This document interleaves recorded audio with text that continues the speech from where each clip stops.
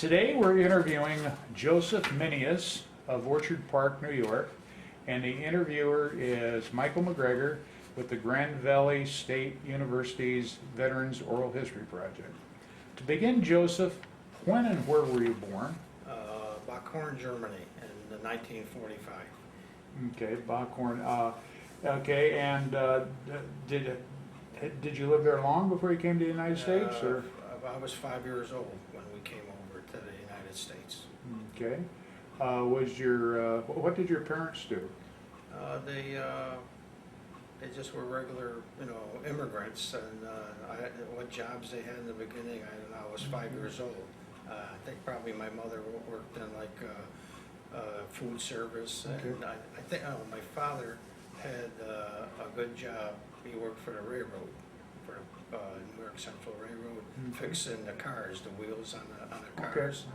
And he worked there for quite a while. He was making good money, and then the car shop pulled it up, and he had a chance to go to Pittsburgh, Pennsylvania, with the car shop. But we had good money, good stuff. We lived in a good place, and he didn't want to go. And he lost his job, and then he just shuffled from jobs to jobs, odd jobs here and Okay. there. Now, were your parents German nationals, or? No, I think they were both Polish. Okay. Yeah. So they were. So they immigrated under probably the displaced persons. Right. The Catholic Charities or activities. somebody. Yeah. Catholic Charity. Great. Okay, so you grew up in Orchard Park then, or the Buffalo area? Buffalo, New York, yes. Okay, and describe growing. Did you have any brothers and sisters? I have one brother, Okay. and right now he's 75 years old, and he's still working. I think he's he drives for Napa or delivering parts. Delivering car parts. Right. Okay.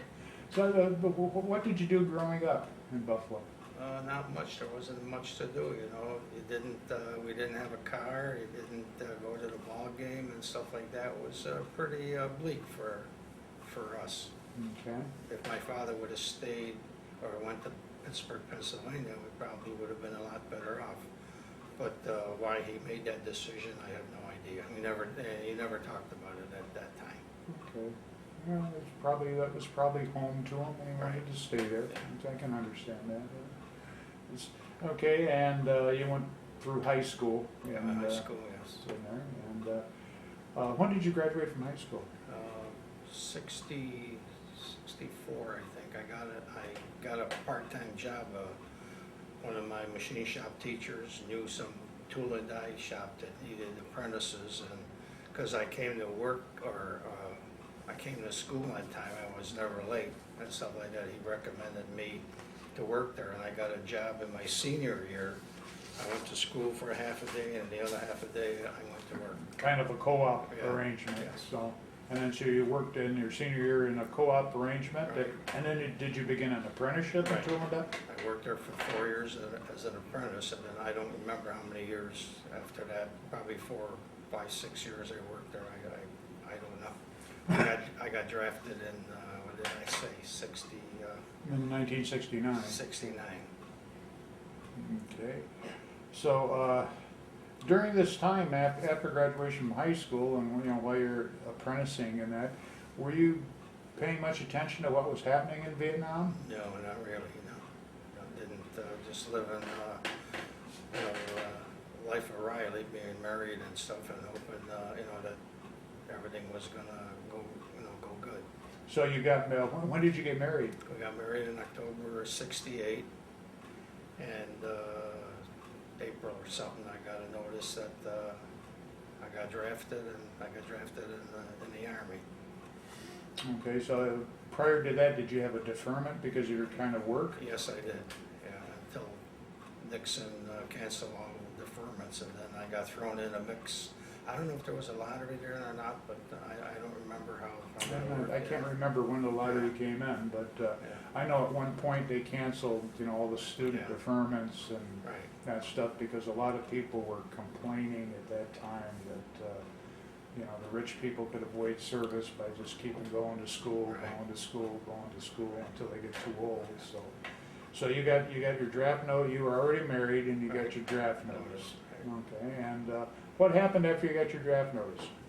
I don't know what you mean, what happened. I had, Well, okay, did you take a physical and then come back home, or did you just, they just ship you out right yeah, away? I think maybe we did have to go downtown for some kind of paperwork or maybe shots or something. I really don't remember, what went on. All I know is, we went downtown and the next day they sent you a letter or something saying this is the date you have to report to go to Fort Dix. If I Okay. remember right, I'm not positive. So then you got, you did your basic training in Fort Dix. Fort Dix and the AIT another 10, 16 weeks, or I don't remember how long. What was your experience like in basic training? I didn't like it. Why not? I didn't like taking orders from anybody. No. Was that the hardest part, was learning the discipline thing? I was almost 24 years old. I was an 18-year-old kid. I worked at the tool and die shop, giving people, little orders, telling them you got to do this job, you got to drill this hole like that. And when you have some guy that's 18 years old or something trying to tell you what to do, I didn't care for it. That didn't go along very well. And then right after basic training, they told us to pack everything up and everything nice in the duffel bag to go wherever we had to go. They wake you up at 3 o'clock in the morning, turn the lights on, you're sleeping, having a good time, tell you to stand by your bunk, and the sergeant comes by, takes your duffel bag up and dumps everything out on the floor, just to see if you have any of the government property in your bag. And there was some in there that some guys had. So looking for contraband and things like that, huh? Yeah, something that Uncle Sam known. They had the helmets. Guys are taking helmets and shovels and whatever else they could take. Trying to take it home, huh? Yeah. Huh, jeez. Okay, you finished your basic training, and during basic training, did you get orders for AIT? No, it was after. Yeah, right. Yeah, okay. And what was your AIT in then? Same thing, combat infantry. Infantry.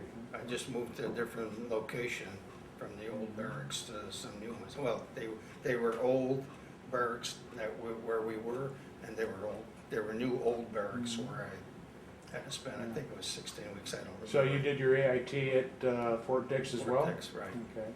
And what was that like? What was that about? I didn't care for that either. Running around, getting up in the morning. The only thing I liked about that is I have a heavy beard, and the sergeants sort of let me go, when he didn't shave close, they were looking at you. The guys that tried to get away with not shaving, the guys that didn't have a good beard, so they made them dry shave and all that stuff, so I sort of maybe got away with that, but I didn't care for it. So the training was more weapons indoctrination, Yeah. tactics, Right. that kind of thing Yeah. for... Reading a map and stuff like that, yeah. Okay. At any point, did anybody talk to you about maybe enlisting and working more as a machinist or a mechanic or something like No, that? I don't, no. That was at the end or something. That was before when they asked you what you wanted to do, the first days. And the guy says, well, you could do anything you want. And the guy says to me, well, you could even run a train or something or whatever. And I said, oh, that sounds good. And they knew I was a tool and die maker, a machinist. I could have worked in a machine shop or maybe as a mechanic somewhere, but I don't think they cared. I guess they just needed infantrymen, yeah? Okay, so you finish your AIT, now did your wife stay in the Buffalo area? Right. Okay. Yeah. And then after AIT, did you get orders for any? I think we got some time off, you got like a couple of weeks, I don't know if it was 30-day leave or something, I'm not positive about that. So you got some leave, Yeah. and then did you know you were going to Vietnam then? Right. Okay. So you went home on your leave, and then what was the process that you went through to get to Vietnam? Well, I think they shipped us to California somewhere, I don't remember, Fort Ord or whatever over there, and we stayed there a couple of days, and then they flew us out on a plane. Maybe Oakland, California? Oakland, California, because yeah, they had a big right. replacement Yeah, depot right, in I was Oakland. close. Yeah, yeah. Well, that's where I shipped out Yeah, of Oakland, that's why I think know I Oakland. got to see the Golden Gate Bridge, Yeah. but that was about it. Yeah. Okay, so you went to the Oakland Repo Depot, or whatever they called Yeah. it, and then going to Vietnam, did you stop any place on the way? We stopped in Alaska to refuel. Okay. And I don't remember too much about that, though. And then where did you enter, where did you land when you got to Vietnam? No, I don't know if it was Cam Ranh Bay or Da Nang. I don't Okay. remember. So you got there, and as you got off the plane, what was your first impression of Vietnam? My first impression of Vietnam was you had a nice green uniform or whatever it was, and the guys wherever I were, the guys you seen coming off different planes or being around that area, they were all like covered in orange dust. And I said, well, maybe they were somewhere where Just it was a strange oddity that we were green, and these guys that I seen, they were all. well, there was a lot of red clay around Yeah. there, so it was probably the dust from that. Yeah.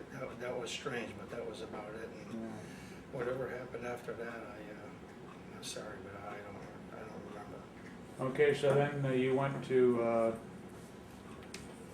then you got orders to assigning you to the 101st, Right. right, correct? Right. And where did you go to meet up with your unit? I think it was Camp Evans, Okay, and what happened there, I can't.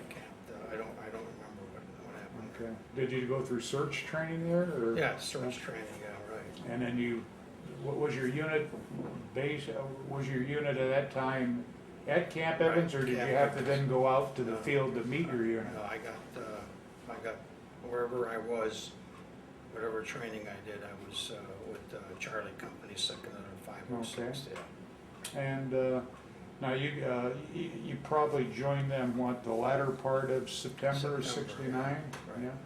Yeah. And where were they operating at that point? Were they still in the hills, or were they in the lower lands I around think they there? were up in the DMZ somewhere, pretty close up there. Okay. So you joined the company. How were you received when you came into the company? I think fairly well. I didn't have no problems. Everybody, was there doing the same job. I did pretty good. Okay. What was your daily routine like then? I don't remember, maybe burning bad stuff, burning shit. That was a detail, I think. It was nice because you had some time you didn't have to do anything. So, and I have no recollection of basically what I did until the first time we went out to the field when they shipped us out to the field. That's about the first recollection Okay. that I still remember. Okay, and what was that about then? Yeah, it wasn't pretty. Okay. Sitting in a helicopter on the side, with your feet out, the helicopters, I don't know how many they had in a row, 10, 12 helicopters in a row, wherever we were going. They never told you where you were going or anything. And we were getting ready to land, all of a sudden some Cobra gunships on both sides come out. They were shooting their rockets to wherever we were supposed to land. And then we landed, everything was fine. They told us to, lay low and stuff like that. And then all of a sudden, F-15s come in, dropping all kinds of bombs, napalm and stuff. That's my recollection. And I was saying to myself, what the heck's going on? And then I'm not positive, but I think they had a B-52 strike wherever we were. I was doing, you didn't ask no questions, all you did what you were told to do. That was my first day out in the field. Okay. So you were basically patrolling the hills and that, And and the then, trails. and then after the first of the year, Ripcord started. Right. Before Ripcord, were you in any significant contact, or just that you can remember, or? Maybe once, but not too often. Christmas, Thanksgiving and Christmas were pretty good. But then after the holidays, we had quite a few encounters, Okay. and a few people got killed. Because then when Ripcord started, then you were out in that area. Right. Right? Yeah. Okay. Were you on, what was that hill, on 902 when They never told us where we were. Right when, there. yeah. They put you in a helicopter and told you to go here, and I could have been, the only places I remember being where they told us where we were going, like Bastogne and Birmingham. That was it. There were bases on, you know, in the flatlands. But when we were going out in the hills, they never told us where we were going, and we never asked. What do I just say, because there was some significant action on Hill 902, and the company was involved with it, and I think there were only 2 platoons up there, 2 or 3 platoons. Were you up there when Captain Hewitt got killed, or? No, I can't tell you for sure that Okay. that I was there. You know, I probably was somewhere in that area, but I don't remember that. Okay. Guys came, you know, and went, and you never asked where they were. You didn't know where they were. They changed platoons or whatever it is. If somebody was low or something like that, they shipped the guy out. He might have went to R&R or something, and then he never came back, and he never knew what happened to him. Okay. So you just kept Chugging along, right? patrolling the hills and What else? Yeah. all during the Ripcord. No, I was on Ripcord, yeah, we were there. I think we were one of the first companies. It was like a fire base before, and then they abandoned it, and then we came back. I believe Ripcord was somebody told me it was a Marine base at Yeah, one time. right, that's right. They had something up there. Right. So we came in there, and, you know, they gave us a location to, you know, bunker guards and, you know, start digging foxholes and stuff like that. You had to prepare for whatever, you know, they decided they were going to do, which they never told us. I know some people recall when they were digging in originally on Ripcord that they were finding a lot of brass from, you know, I guess the previous occupants, the 105 howitzer brass, that they backhauled a lot of that. The only thing I remember was a guy digging in a foxhole, and supposedly there was a grenade left in there, and I'm not sure if he got killed or not, but that's the only thing I remember that happened. Yeah, I believe he died later. I can't remember the gentleman's name, but John Cannon, I think, was digging a hole next to him. And John's here today, and he was wounded in that when that grenade went off. That's the only thing we And heard. the other guy was, the other gentleman was hurt badly, and they were both medevaced out together, and the other person, I think, subsequently died in the hospital, but John, I think he spent a little time in the hospital and came back to the unit, but yeah, do you know John? No. He's an Iowa farmer. No. I interviewed him yesterday or day before. No, he's here. So that happened. Apparently there was somebody left a grenade in an old foxhole that got covered up, and who knows? You know, it's. So yeah, because at that time, then Captain Vasquez was your company commander, Yes, wasn't he? he was, Yeah, because he laid out the, I guess, the defensive positions, and you guys had to string a lot of concertina wire and kinds of stuff. Sandbags, yeah. Yeah. Filled a lot of sandbags. So then when you left, then you rotated off of Ripcord, were you still in the area there, or what was happening? Back and forth wherever we were, and I think around June or something, I think I got a rear job. Oh, really? Okay. Now, what were you doing then in the rear? Well, I was supposed to be a Jeep driver, and then they changed me to being a bunker guard. So they had bunkers that were on top of the ground, and then they had on the side, they had like a foxhole. So that was my job, to make sure they're clean and keep them in order. Okay, and then you have to stand guard at night then? Right, Yeah, yeah. okay. And was this at Evans or? Yes, right, Camp Evans, yeah. So at Camp Evans, so about June-ish, they pulled you out of the field. Did they tell you why, or? They pulled me out of the field because I got a rear job. Yeah, but did they tell you why you got the rear job, or? Well, I was kind of getting short, and maybe, no. Okay. The sergeant, I knew a sergeant that got me that job. Okay, so then you went to the rear, and Yeah. the routine was generally every night you had to. Early in the morning, I went out, drove out, and I went to the bunkers and made sure that they were they were taking care of it, they were clean, there was nothing in the foxholes. And then late at night, you came back, or, you know, for 5 hours, and then at night, I don't remember if it was every night that you went out there, but you did have to do, you know, guard duty. Mhm. But that was basically my job. And that's what you did then That's what I from did. June until September when you Right, came home? right. And then I got an R&R to go to Japan Oh, okay. Yeah. right around June or something like that, and I probably missed a lot of stuff. They probably would have took me back to Ripcord, so Yeah. So what did you think of Japan when you went there? it was a great place. Went to see Mount Fuji, and it was nice. Yeah. Okay, and then you came back, still at Camp Evans, Right. and your tour ended, and then you came home. And then I came What home. was the process of coming home? Well, Did you have to stay in the Army after you got back home? or- Yes, I did. We flew Okay. to Seattle or whatever it was. Yeah, Fort Lewis Fort area, Lewis, yeah. Then I went back home and I got to leave for, I don't remember how many days. I had to go back to Fort Riley, Kansas. Okay, Yeah. and what did you do at Fort Riley? Well, not much.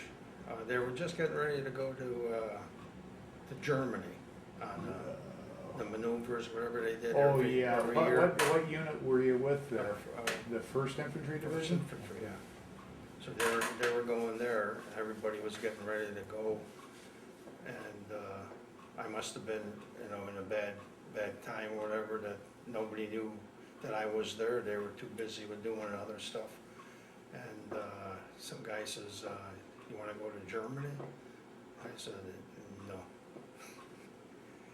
So I got stuck back in the rear, and I had to do just pull bunker guard late at night around the ammo dumps or whatever they had over there. Right in Fort Riley? Fort Riley, yeah. It was a dark place at night. Yeah, oh yeah, yeah. Manhattan, Kansas. Yeah, we lived in Manhattan, Yeah. Kansas. Oh, was your wife with you? Yes, then? yeah, Okay. she came with us, yeah. Well, I was there and my brother drove her down. Okay, yeah. Yeah, no, yeah, I was in Manhattan, Kansas. Because, you know, it's kind of interesting because I don't think, I'm not sure if your company did or not, but a few of the companies in the battalion got guys from the First Infantry Division that were, because they came to Vietnam, they were assigned to the First, but the First was scheduled to come back to the States. Mhm. So they didn't have enough time to go back to the States with them. They only had 2 or 3 or 4 months in country, Yeah. so they sent them to 101st, and they took some guys from some other units that had just a little time left and put them in the first, and then they went back to, ended up at Fort Riley. Yeah. And they used to have what they called those reforger exercises, where they would send a division over there for like maneuvers for 45 days or something, and they come back and different things like that. So you missed going to Germany, yeah? Going to Germany, yeah, but I had to do the PTS, PTS test, you know what I mean, running, dodging, doing the bars. January, they didn't care. Guys breaking their legs, you jumped on the bars, your gloves would stick to the bars and stuff like that, running around a mile around, of course, because everybody was gone, and they had evidently somebody found out that didn't have enough time, or, you know, they have to do it so many, 30 days or 90 days, have all this stuff, so they didn't care. They gotta go out there and do it. That was my, sort of bad experience there, but, So you had that to was do the PT test there, huh? PT test, right, whatever they call it, I think Yeah. that's what they call it. Yeah, it was, they had the mile run Right. and the low crawl and the overhead ladder and all So that you're stuff. sitting there and saying to yourself, no, it's very cold and, they're not gonna do it, they didn't care, it had to be done. Especially coming back from Vietnam, I Yeah. imagine your blood didn't thicken up yet, yeah. Yeah, Okay, so then you got out of the service and you go back to the Buffalo area, and yeah. did you go back to tool and die work? No, they had something like a early out if you went to college.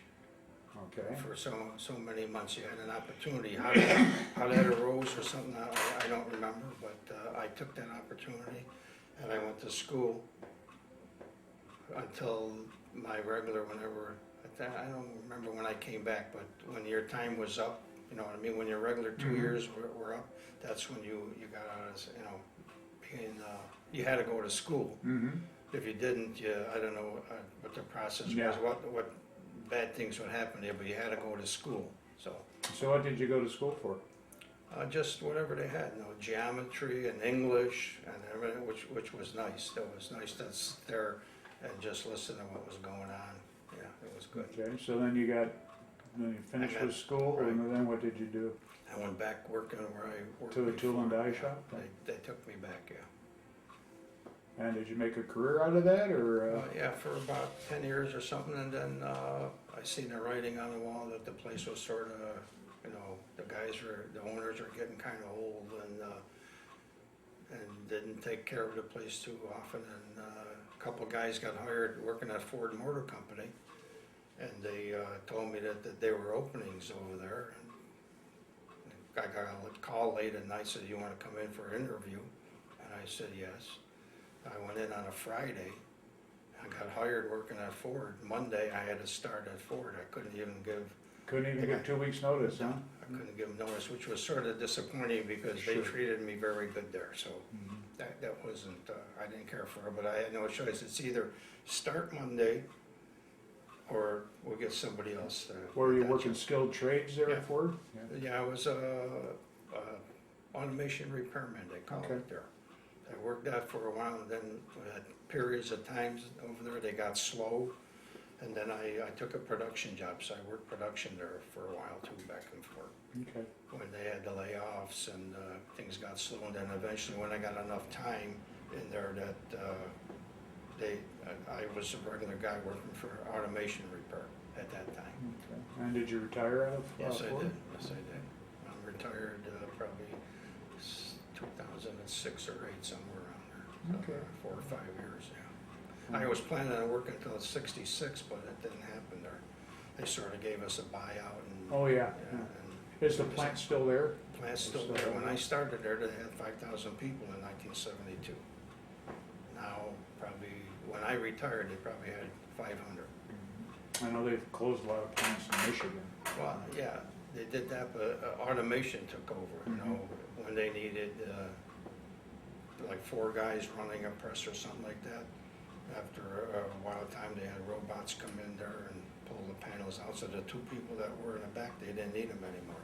So that's 2 jobs eliminated on 2 shifts, so actually 2 jobs on days and 2 jobs on Yeah, that's 4 afternoons. jobs, That's yeah. 4 jobs they've gone. And now they got robots that put the part in, pull the part out. And the only job that's there is the guy in the front loading the press and maybe the couple guys in the back. Okay. So they eliminate quite a few jobs with Was the this automation. was this a traditional assembly plant, or did you just? No, it was a stamping plant. I saw. Okay, so you did stamping they for. Yeah, they made stamp- doors and floor pans and hoods, hoods, probably. Yeah. Okay. and quarter panels, yeah. Had some big presses there. Then. They do, they got bigger presses and you'd be surprised what's over there now. It's unbelievable what's there. Okay. Well, thank you very much for interviewing. It was a pleasure meeting you, and we'll shut it off now. That's Okay. great. I don't.